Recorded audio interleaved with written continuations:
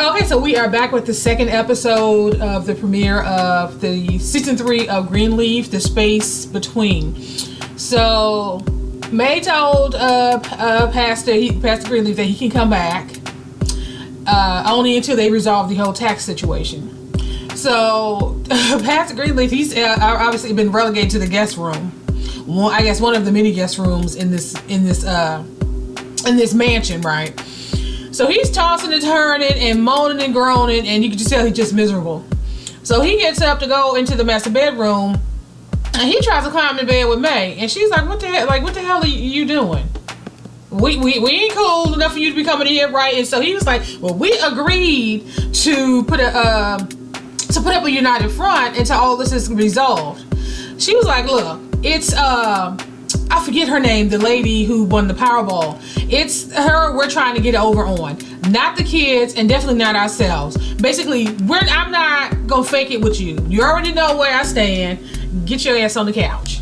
And so he walks out, and he runs into Gigi, who's wearing the same dress she had on the night before. So clearly, her and Darius spent the night together. And they run into each other, and she's like, "Well, how you do? What's going on?" He's like, "Your mom, basically, your mama's still upset, and it'll blow over in a week."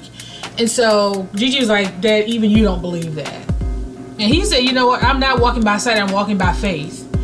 And so but right now I'm tired, and I just need to get some rest. And so he walks on, and of course Mae comes to the master bedroom door, and she kind of just staring out, let's just close the door. And Pastor went on to find him some place to set up so he can try to get some rest.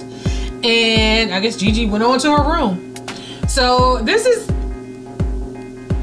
Greenleaf. Wow. Okay, so Gigi, like I said in a previous episode, she's hip to Rochelle, and she doesn't. Right at this point, she don't really know what's going on, but she's determined to find out. And so later on that morning, she called her to say, "You know what?" Because Rochelle offered to help her as far as financially with some of the programs that she had planned to establish. And so she took that opportunity to call her to say, you know, I do have a program that I might need some assistance with. And so they made plans to meet up. And so while she was talking to her, Sophia came around the corner, and she was just looking at her mom. And so after Gigi got off the phone, she's like, "Mom, why are you using your fake voice?" And Gigi was like, what do you mean? Like, girl, my mother used to do the same damn thing. It's funny to watch. It's funny to listen to them. And so we flash to Jacob and Kerissa, and so I guess their service is going to be televised, and so they're planning to do that. And while they're talking about it, Zora walks in, and asked if she could make a phone call. And of course, Jacob was like, "Well, who are you calling?" And she was like, "Well, Sophia. I wanted to ask her to come over because I think I feel like I owe her an apology." And he was like, "Oh, okay, well, you can use my phone." And so he unlocked his phone and gave it to her, and she started to walk up. He said, where are you going? She was like, "Well, what?" He said, "No, if you need to make a phone call, you can make it right here." And so she gave him the phone back. Like, girl, that's Zora. Like I said in the previous episode, when I saw, that whole interaction she had with her mom, I'm like, I'm going to wait. And I actually missed the bit. I was watching some of the reviews for the first episode, and I actually missed the part where she actually stole money from the collection plate. So I knew that shit wasn't all, it was all she was trying to make it out to be. And so she left, and Kerissa is like, well, she kind of looked at him like he's being too hard on her. And he's like, the girl, like, based on what she's done, she has to know that we're serious. And we have to basically, we have to have a united front, and we can't slack up on her because she's already out of control, and we need to get this shit under control right now. And so he's like, "God, just let her make the phone call." So I'm just like, Kerissa, girl, I guess she's a mom. She feels like her child is in pain, and so she's trying to do what she can to ease it. But I think on this one, I don't always agree with Jacob, but I'm thinking on this, where this is concerned, I'm with him 100%. And so we go back to the Greenleaf estate. And so they're all getting ready for service. And Pastor and Mae, they're talking about this program they have called The Vow. And I guess, I don't know if this is where they counsel married couples or, couples who do, the premarital counseling or, something like that. And so they will kind of decide what section of the program they're going to be in charge of. And so Gigi walks down and she says, I'm glad you guys are still doing that. It's nice to know that you guys still have, some things to say about marriage. She said, well, good for you. And of course, Mae was like, well, what does that mean? What do you mean by that? She said, I just mean that, it's good that, you guys are going to, I guess continue with the program or something Gigi said. And Pastor said, there was a time in the church where they felt like sinners shouldn't baptize the individual. But then they realized that the sacrament they focus less on the sinner and more on the sacrament. And so, Mae was like, Gigi, look what you got started. You need to worry about your own inadequacies. And worry less about his. And talk about Pastor. He's like, excuse me? And so Gigi was like, Mama, what are you talking about? She said, you tiptoe in here all times in the night like a rabbit. You're in and out with your you have your little having her little sessions with Darius. It's unbecoming of a leader. And She was like, okay, Mom, bye. Basically, they end up parting ways, and they decided to head on to the church together. They faking the happy married couple for the folks. So they walking all up and through this corridors of this church. I just lied through their teeth. God, I'm surprised they didn't just burst into flames. And they're all smiles, and of course Deacon Sykes had to, she had to get the 411. So they're walking all high, and God is good, ain't he good, honey, and bless the child, and and hallelujahs, and they just doing it up. I'm like, oh God, they going to hell, they gonna burn, they gonna burn for all eternity, right? And so of course they just like, well, Mae, how are you doing? I got conflicting stories. Gigi said you were sick, and Pastor said you were out of town. So of course, Mae was like, well, I was sick and I was out of town, but the healing powers of prayer and hallelujahs, and ain't God good? Yes, he is. And so she walked off, and they're all like hand in hand, walking through the corridor to the pastor's office, and they stop and chat a little bit with Karine, and Mae asked her if she can get her aunt on the phone, Clara, the Powerball winner, because so they can sit down and have lunch. So they can try to shake this woman down for some more damn money, because they're creative accounting. Okay. But of course they didn't say that part. So yeah, they are doing it up. Okay, so after all that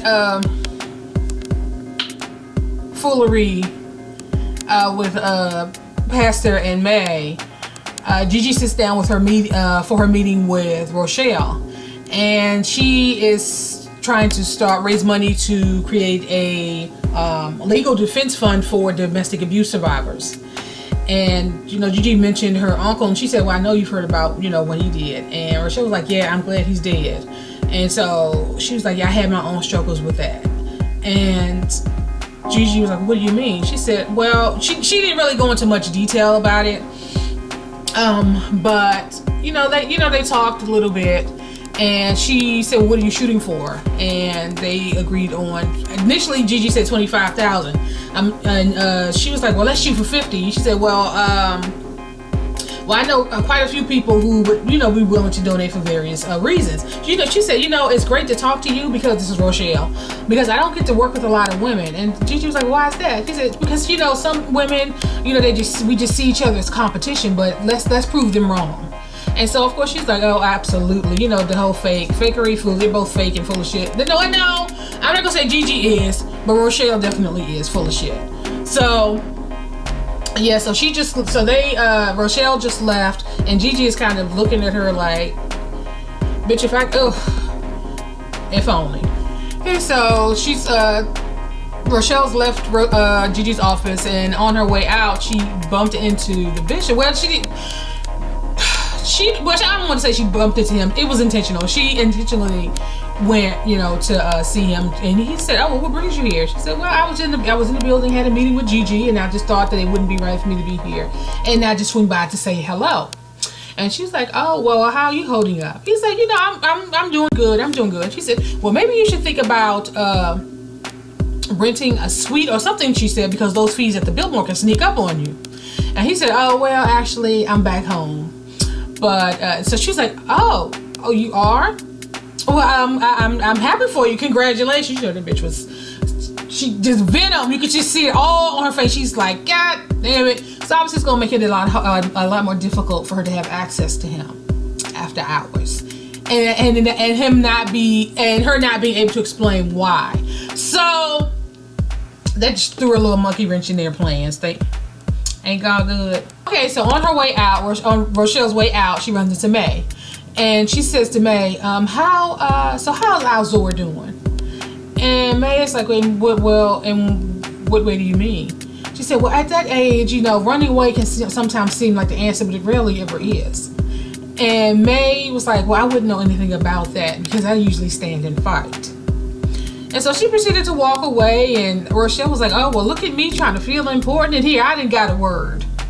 I could be careful, girl. You don't know who you're dealing with." This is Rochelle talking to herself. And Mae was like, I believe that none of us know who we're dealing with. I'm sorry, I just wanted to make sure it's a record. I want to make sure none of us know. I don't think any of us know who we're dealing with. And Rochelle was like, "Well, tell Zora I'm lifting her up and that you Greenleafs are on my list." I'm like, that bitch is crazy. But I think the Greenleafs are crazier. Okay, so we flash to Kerissa. She's the principal of a school, a private school. And these parents walk in, and they're talking about their son. He got a B on his paper. And so Carissa's like, "Well, B is a very good grade." And these mofos say, "Yeah, but he's not some scholarship kid. He's applying to Yale."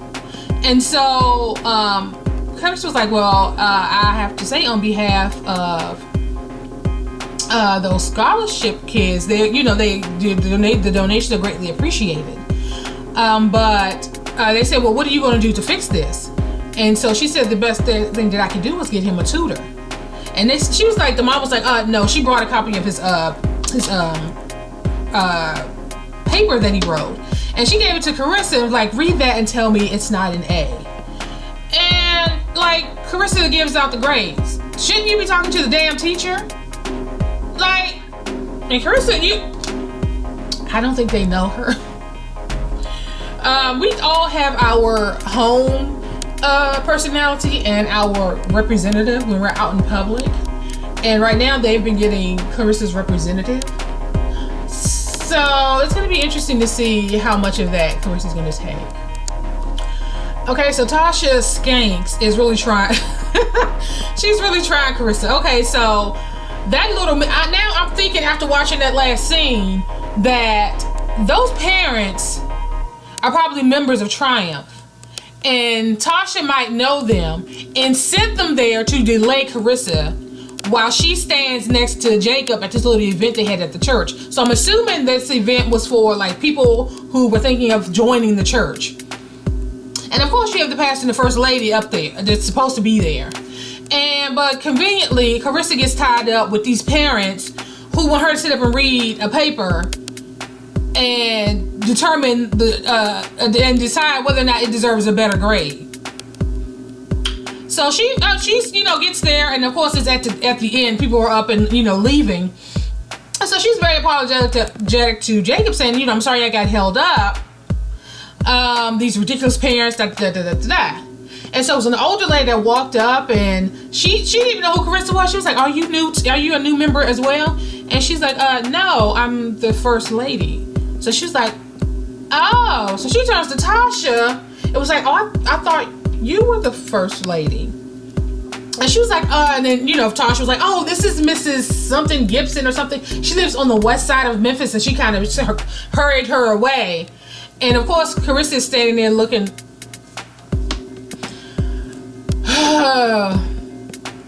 Tasha. Okay, so after that whole incident, of course, Clarissa's like, oh my God. She, you know, was feeling some kind of way. And so Jacob was trying to reassure her, like, it was just an old woman who just made a mistake. And so he ended up asking her, you know, later on today, are you going to be able to go over, can you go over some, I don't know, some report that has to do with some finances for something? And she was like, oh, well, I can't because I have to pick Zora up and da-da-da-da. And she was like, oh, but we can go over them later. And, you know, it seemed like it was all good, right? And so, you know, you can't have dealing with Charity and Kevin. And he's, you know, Jabari and, Charity talked, and they were able to find somebody to fill in for her for a while so she could get things situated for with Kevin and the baby. But you know, eventually she's gonna have to go back because she's under contract. And he's basically saying, yeah, you could go, and but you can't take our son with you.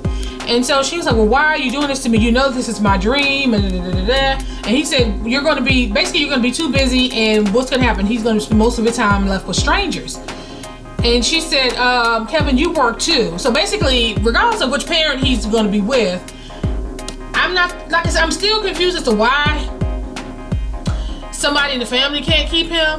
But basically, based on this situation, he has to work, so the child's gonna be in child care while he's at work all day. And if the child is with her, then the child's gonna, you know, she's gonna have to have somebody on the road to have child care on the road as well. And so he was basically like, you know, there's no place for a child. It's not gonna be healthy, and I don't understand why you won't just leave the child with me. What I'm praying what doesn't happen is that she relents and she leaves the child with Kevin, and Kevin goes missing with that child. That's what I feel like, okay, Kevin is making sense, but at the same time, I'm going to reserve my opinion because I don't want the Greenleafs to have to put a hit out on Kevin, because despite, you know, what he's done, Kevin is, I do like Kevin. I think it's screwed up what he did to her and their family, but I don't want them to have to hunt Kevin down like a dog to find their child.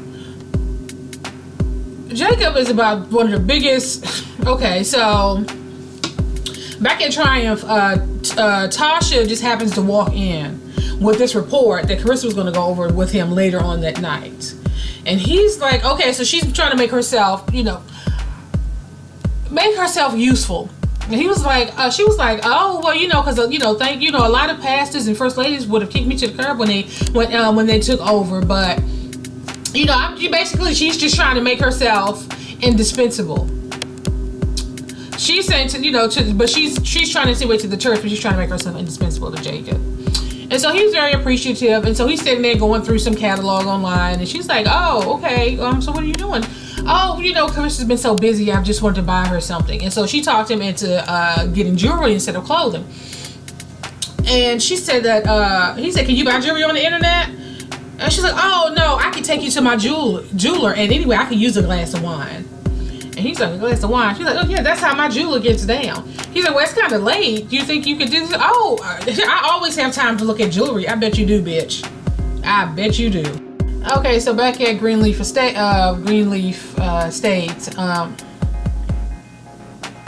Okay, so back at the Greenleaf Estate, they're sitting down to dinner with Clara, and they're trying to make small talk with her, and because they're really, these damn people are shameless. Okay, so they're trying to make small talk with her and to work themselves up to ask her for this daggone money. I don't know how much they're gonna ask this woman for, but I'm wondering if they're gonna think she's gonna give them the whole damn $2 million. But anyway,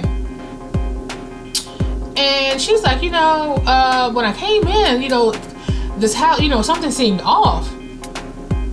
And they said, then of course Pastor was like, no, because if anything is ever, you know, goes awry, then my beautiful wife here is here to put things in order. And, you know, she got kind of emotional and asked her why. And she was like, oh, her husband, I'm assuming he died fairly recently. And she, you know, she just being there with them, you know, got her emotional because she was missing her wife and her husband. And she was like, so how long have you two been together? And Basie said, oh, about 44 years. And Mae said, oh, almost 45. And she was like, oh, are you guys going on a trip? And they kind of got stuck in their tracks. And she was like, oh, did I ruin a surprise? And Mae said no. And she kind of looked past the dead in his eyes and was like, you didn't ruin anything. You didn't ruin anything. And so she's like, you know, she's holding their hand and telling them how wonderful they are as a couple. And I mean, just this whole thing. And I'm just trying to figure out how much of this is, you know, are they going to sit through before they spring on her that they need her to unhand some money. Okay, so Tasha and Jacob is at her jeweler's, and you know, they have their little glass of wine, and he, you know, picked out a necklace that he saw that she would like, and of course Tasha was like, no, that says this, but this necklace here says I love you forever, some mess, right? And then I'm sitting there thinking, watching this, and I'm seeing her put this necklace on, because the guy thought that the jeweler thinks that, I don't know if he thinks that they're together, but he said that said that this necklace will look great against your skin tone, so he ends up putting the necklace on Tasha. And I'm looking at this necklace, and I'm like, that don't look like something Clarissa would wear. And I thought about it. I'm like, dude, why would you think that Clarissa and Tasha would have the same taste in jewelry? So, I mean, it looks like something Tasha would wear, but I don't know if that necklace is exactly something that Kerissa would wear. But so she's standing there in the mirror, and she was, you know, just doing all over this necklace. And Jacob was like, well, didn't Basie buy you stuff all the time? And she's like, well, yeah, he did. But then it'd be a few days later, and he'd be like, oh, well, I got into this gambling situation, and he would end up having to take the necklace back or pawn it or whatever. And so he was like, oh, I'm sorry, you had to deal with that. And so he ends up giving the salesperson his credit card and to take the necklace. So I'm just like, okay, I want to see Kerissa's face when she opens that thing up. Like, who helped you pick this out? Okay, so Jacob is on his way home, and Charity is at his house, and she's talking over the whole situation with Kerissa, dealing with Kevin. And you know, I didn't know if they said it before, but they said it's only for 6 weeks. So she was like, you know, you said he was a good father, and I know the trip says, so she's basically just like, you know, you guys gotta work this out. You gotta work this out. And so Jacob arrives, and of course he tell her that he has a surprise for her, and that he'll give it to her later. And so he goes over to kiss her, and she was like, have you been drinking? Because he went to the place that had the champagne. And he was like, you sure asking a lot of questions. And so he asked about Zora, and she was like, oh, she's in the room with Sophia. I don't know why I keep kicking the camera. I knew that she was gonna try some shit. So they're in there just tee-heeing and kicking or whatever. And then she breaks out with it, trying to get Zora to do something for her. She's trying to get Zora to get her a prepaid phone. And Zora's like, why, so you can call Isaiah? And she was like, I'm trapped in this house, and I can't talk to anybody, and I can't, this whole spiel, right? And Sophia was like, he hits you. You know, like, basically, thank God Sophia is the voice of reason. And she was like, you know what? I'm not gonna do it. I'm just not gonna do it. And she got up and she left. And I was like, good for you, Sophia. Don't help her destroy her life. No, I'm not doing that. Now you gonna have your family, your parents and mine mad at me? Oh, hell no. Okay, so back at the Greenleaf estate, they finally sprung on her that they need this $2 million for the taxes, the tax issue. And she was like, another tax problem? And it's like, no, it's the same one. You know, of course, Max said he was going to take care of it, but he didn't. And, you know, now we have to pay this $2 million plus penalties. And she was like, and you guys don't have it? I mean, you would think, you know, you living up in this big house and mansion, and I didn't hear nobody say anything about selling that private jet. I haven't seen Mae go through all her little bits and bobbles to see what she can sell to try to get this money. So guilting this woman, do it for, we just was hoping that you could, help us out and do it for the church, and, and just know that if the answer is no, we won't think any less of you. Yes, the hell you would. Otherwise, you wouldn't have put her in that situation. That's absolutely, these people are shameless. Okay, so we go from there to Gigi. So Gigi's over at Darius, and she just freshened up a bit after their little tryst, and he was, and I think he mentioned that so your dad is back home, and she said yeah, but he's sleeping in the guest room, and I don't even know what that's about. And he brought up a point, because she doesn't really know. He was like, have you thought that your father may have seduced this, maybe the ones that trying to seduce this woman? And she was like, no, my father would never do that. Did you or did you not find out that so many years ago, in an attempt to commit insurance fraud, they ended up burning some man to death in that old church? But infidelity is and then you also know that he had a fling with your Aunt Mavis. But for some reason, the thought of him being the initiator in this situation, you was like, oh no, he would never do that. Excuse me, Gigi? So you can tell she felt some kind of way after Darius said that. And he said, well, where are you going? She was like, I'm going home. He said, well, why are you going home? Why don't you just spend the night? And he said, well, my mother gave me an earful earlier this morning about my sexual commerce. Something, that whole conversation. And he said, so is that why you going home? But you want him to think that we're not having sex? Because we just had sex. He was like, don't be a hypocrite like the rest of them. And so she got an attitude, and she was like, well, thank you. And he said, well, why? He said, because thank you for making leaving easier. And so she left. And I'm just like, girl, okay, Gigi, usually I'm on your side, girl, but you, what the hell wrong with you? Okay, so we go back to Jacob and Kerissa's house, where he walks into Zora's room. So she wouldn't get the burner phone for Zora. Sophia wouldn't get the burner phone for her, but she did manage to convince him to at least give her back her TV. And so she, as soon as he left the room, of course, she grabbed her remote and she's flipping. And it looks like a smart TV where you can access the internet, but they have, it's restricted. So now she's like, oh, okay, so she's back to square one. And so after that whole situation, we go back to the Greenleaf estate, and he's all excited. He saw Clara out, said, we got the money, and maybe we should do something for our 45th, and we should travel, and and Mae's just standing there looking at him, and he's like, what now? And she was like, what did you tell? She's like, what did you tell Rochelle? He was like, what are you talking about? Did I tell Rochelle something? And she was like, how did she know about Zora?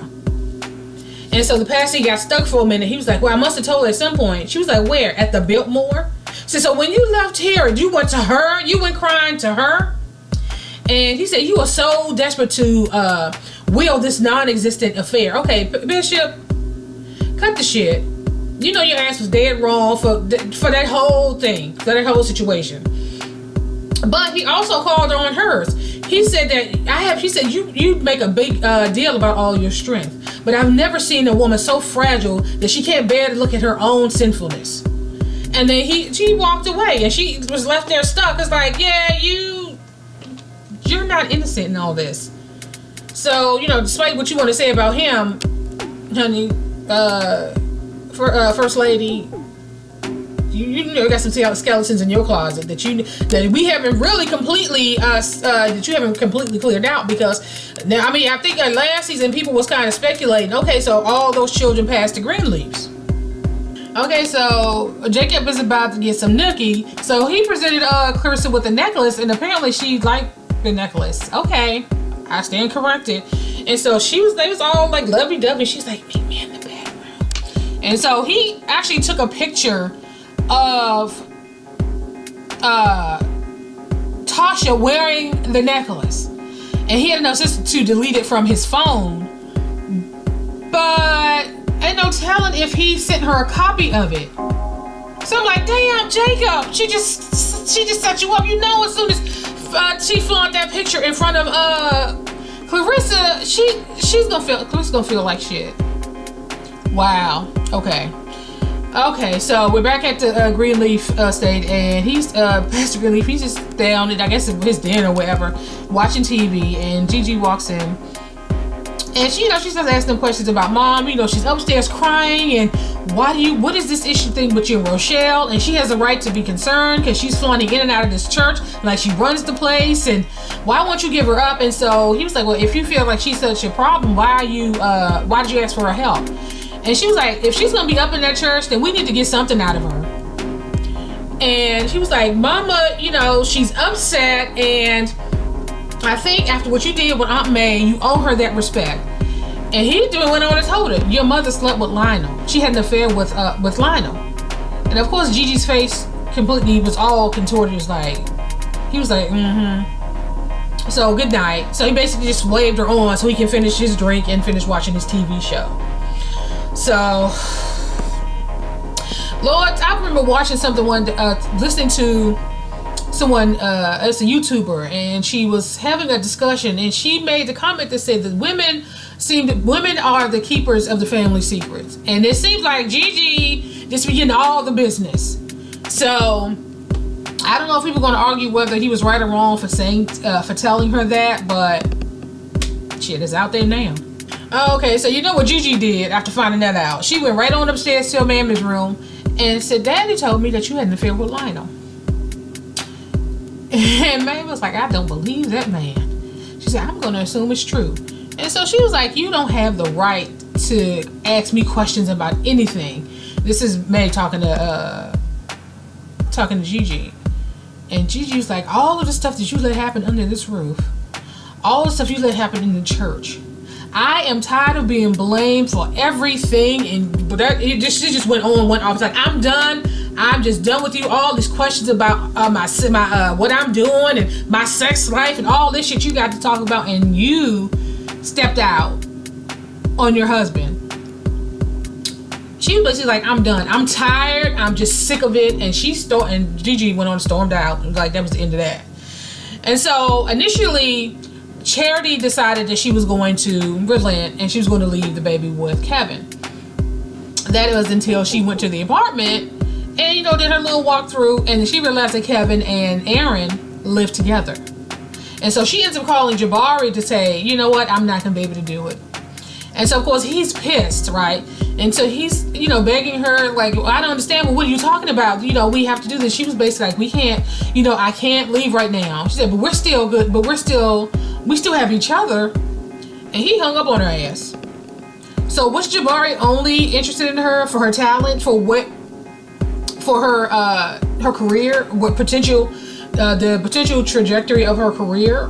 The fact that he just hung up on her like that? Okay, so now we're back at the church, and Gigi's meeting with Rochelle, and it looks like they had a decent turnout as far as donations. And Rochelle was like, she got a good number of people to donate, and seem that things are going to work out. And initially, I'm sitting there like, why the hell would you show your hand like that, Gigi? You too damn smart for that. So she ends up asking her flat out, is there something going on between you and my father? So of course, Rochelle makes a huge deal. Like, I can't believe it. After the conversation that we had yesterday, and about women seeing each other's competition, and I just went to half my client list to help with this program you're trying to set up, and I just really thought that a woman of our generation, we would be more, I guess, open-minded or whatever case be. And so she storms out, and so Gigi's standing there, kind of, almost looked like she was second guessing herself. And then Rochelle storms back in and is like, you're not getting rid of me that quick. We're stuck together. We're going to basically do this. And so Gigi was like, you know what, we are. And so I don't really know right now if Gigi was stupid or she was being strategic. So we're gonna find out. Okay, so had an explosive ending.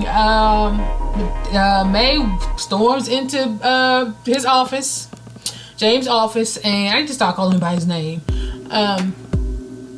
And she basically had a breakdown. She went off. After you had an affair with my sister, after we got married, and you still haven't offered me any clarity about this whole relationship with Rochelle, and now you share the only secret I had over something that I did only because you broke my heart. When this whole IRS situation is done, I'm divorcing your black ass. And she storms out, and she goes to storm out, and she stopped for a minute. And I think he was on a phone call before she walked in, and she was like, James, you should probably get your call. You shouldn't leave a call on hold like that. It's rude. And she stormed out. And he's just sitting there flabbergasted like, oh, shit. So, yeah. 2 episodes in, and it's already off the chain. So, you guys, it's 11:30. I got to get up at 5 o'clock in the morning. I'm going to end this here, and I will talk to you guys in the next video.